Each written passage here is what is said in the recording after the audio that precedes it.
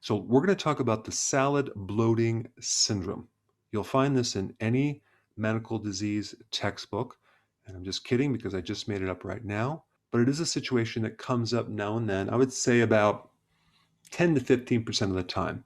Now, as you know, I recommend a lot of vegetables, between 7 to 10 cups. So, and occasionally someone will start bloating, and then my name is Mud. So, I want to talk about, if you start consuming more salads or vegetables and you start bloating, there are four situations going on that we have to do something about.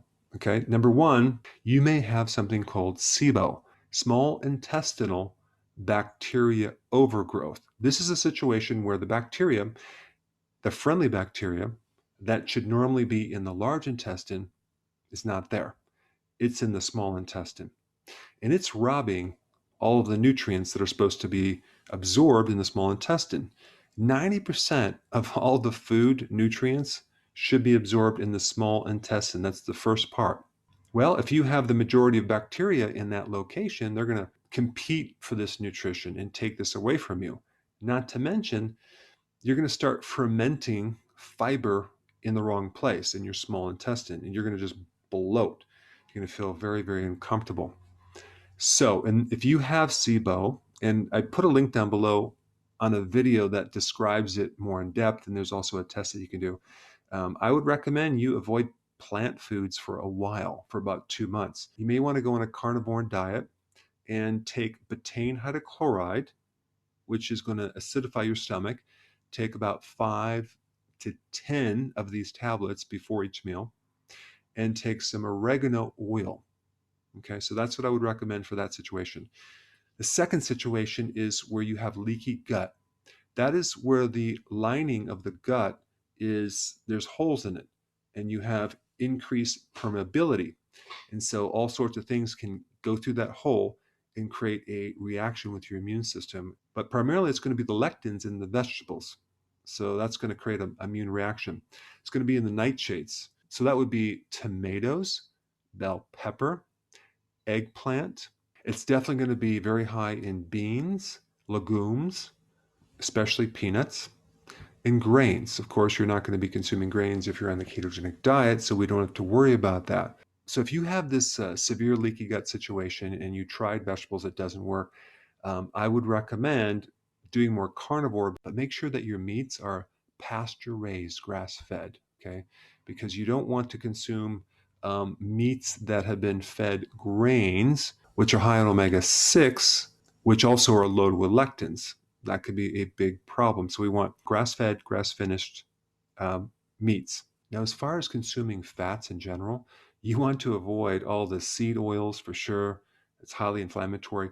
The fats that are real safe, that are really healing for the gut, are the saturated fats, as in lard, which is pig fat. And I'm not talking about the pigs that are processed by conventional means. I'm talking about like something that you would probably order online that's a lot healthier, that's from a farmer that feeds these animals correctly and doesn't involve the factory farming. And then we have tallow, which is beef fat, which is actually very healing for the gut.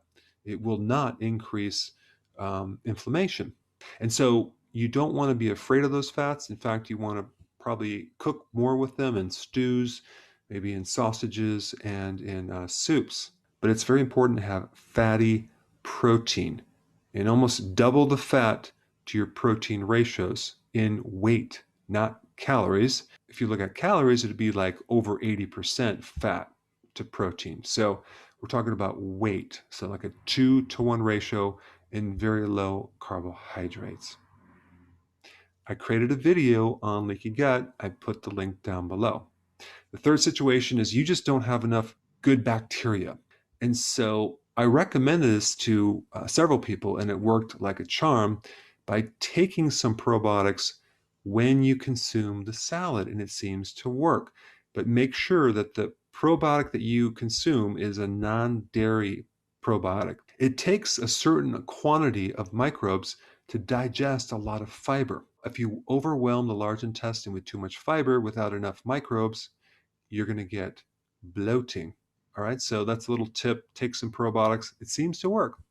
All right, last scenario, you're just sensitive to certain vegetables, like broccoli, Brussels sprouts, and there's could be quite a few.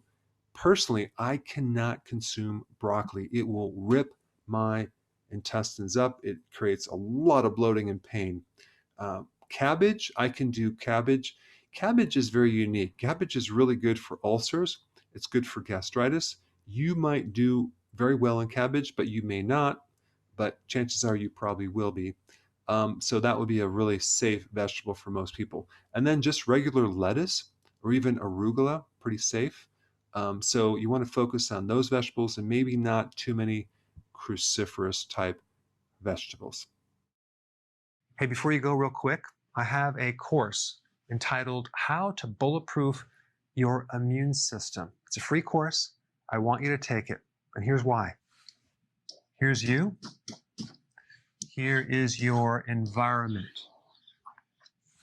Everyone is focused on this over here, avoiding your environment. But what about here? What about strengthening your immune system? That's what's missing. This course will show you how to bulletproof yourself, and so you can tolerate and resist your environment much better by strengthening your own immune system. I put a link down in the description right down below. Check it out and get signed up today.